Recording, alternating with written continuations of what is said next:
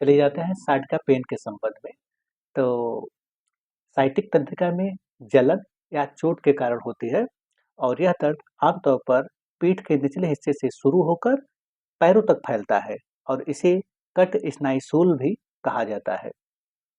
अब आप देख सकते हैं कि इसे स्पाइन कहते हैं, इस एरिया को स्पाइनल कॉर्ड कहते हैं, इसको साइटिका नर्व कहते हैं, इसको स्पाइनल स्टोनोसिस कहते हैं। अब चलिए बात करते हैं कि साइटिका पेन के कौन-कौन से प्रमुख लक्षण हैं। तो पहला, पीठ या दोनों पैरों में दर्द। तो यह दर्द ऐसा होता है कि पीठ से शुरू होता है और पैरों तक नीचे की तरफ बढ़ने लगता है। दूसरा, नितंबों में दर्द, पैरों में झुनझुनी या शून्यता। तो यह भी एक प्रमुख लक्षण है कि जब साइटिका पेन जो पुराना होने लगता है, तब इसमें पैरों में या नसों में जब दबाव पड़ने लगता है, तो पैरों में शून्यता और झुनझुनी ये सब लक्षण दिखाई देते हैं। पैरों में कमजोरी, तो यह भी एक प्रमुख समस्या है कि जब कभी नर्व कमजोर पड़ता है, तो पैर भी धीरे-धीरे कमजोर पड़ने लगता है। और ज़्यादा देर खड़े होकर होने पर या पैरों में दर्द बढ़ने लगता है, यह भी एक प्रमुख कारण है। और कभी-कभी यह भी देखा गया है कि साइटिका पेन में ज़्यादा यदि खांसी या छींक आ रहा है, तब पर भी साइटिका पेन बढ़ जाता है। अब चलिए बात करते हैं साइटिका पेन के कौन-कौन से कारण हैं। तो रीढ़ की हड्डी में समस्या, जैसे हर्निएटेड डिस्क के कारण भी यह लक्षण पैदा हो जाता है। आर्थियोआर्थराइटिस या कोई चोट है, तो उसकी वजह से भी साइटिका पेन होने लगता है।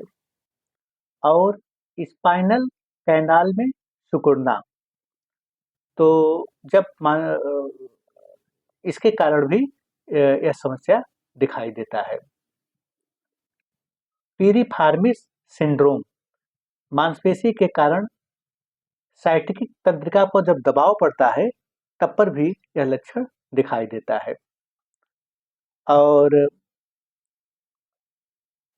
तंत्रिका में जलन या चोट के कारण भी यह भी एक प्रमुख कारण है, जिसकी वजह से साइटिका पेन होने लगता है।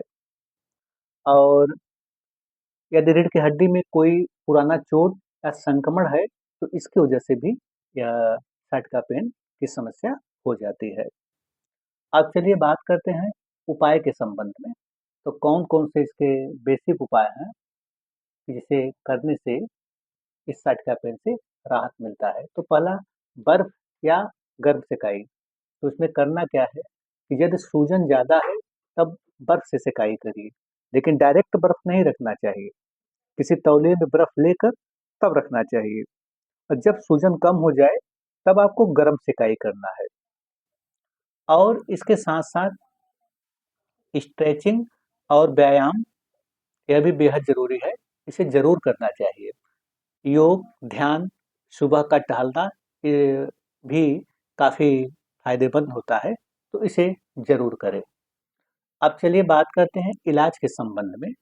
तो देसी बाजरा भीगा हुआ, पहले गाँव में हर घर में देसी बाजरा उपलब्ध होता था, तो जितने बुजुर्ग लोग थे पहले, तो ये करते क्या थे कि देसी बाजरा उनका पहला डाइट यही था। जब सुबह होता था, तो वह नियमित देसी बाजरा का सेवन करते थे, जिसकी वजह से उनको साइटिका या अर्थराइटिस या हड्डी संबंधित बीमारी बहुत ही रेयर था, जल्दी दिखाई नहीं पड़ता था। लेकिन ज्यों-ज्यों लोग इससे दूर होते गए, यह प्रॉब्लम धीरे-धीरे और बढ़ने लगा। तो इसमें ध्यान देना है कि देसी बाजरा भीगा हुआ, इसे आप ज़रूर करें, इसका रिस्पॉन्स बहुत बेटर मिलता है।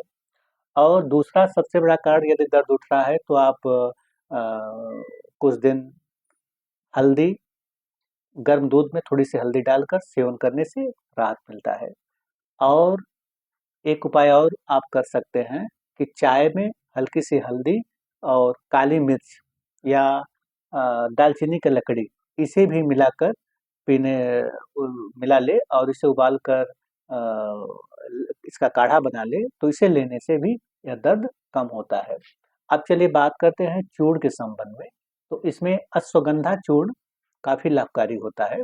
अगर अश्वगंधा चूर्ण की वजह से अगर आप इसका सेवन करेंगे तो मांसपेशियों में ताकत मिलने लगता है, तो जिसकी वजह से साइटिका पेन में काफ़ी लाभ मिलता है, आराम मिलता है। अब बात करते हैं आयल के संबंध में। तो आयल के लिए कैस्टर ऑयल या अरंडी तेल काफ़ी फायदेमंद होता है। तो इसमें करना क्या है कि अरंडी के तेल को गर्म कर ले और इसे मालिश करें और सुबह का जो धूप होता है 20 मिनट उस धूप में सेके, तो ये काफ़ी साइटिका पेन के काफ़ी आराम मिलता है इस आयल से। अगर मान लीजिए अरंडी का तेल नहीं उपलब्ध है तो आप एक और काम कर सकते हैं कि सरसों का तेल में अजवाइन और लहसुन डालकर गर्म कर लें और इसे भी नियमित लगाएंगे तो इसका भी रिस्पांस आपको अच्छा मिलेगा। और इसके साथ साथ एक बात और ध्यान देना है कि बहुत ज़्यादा इसमें पेन का दवा नहीं लेना चाहिए, क्योंकि इसमें पेन का दर्द दर्द का लंबे समय तक दवा लेना अच्छा नहीं होता है, क्योंकि खाली दर्द ही का दवा लेना ही इसका इलाज नहीं है। तो अब खुद से कोई दवा ना ले, डॉक्टर के परामर्श से ही कोई दवा ले, अपने से कोई दवा ना ले, तो इसका ज़रूर ध्यान दें।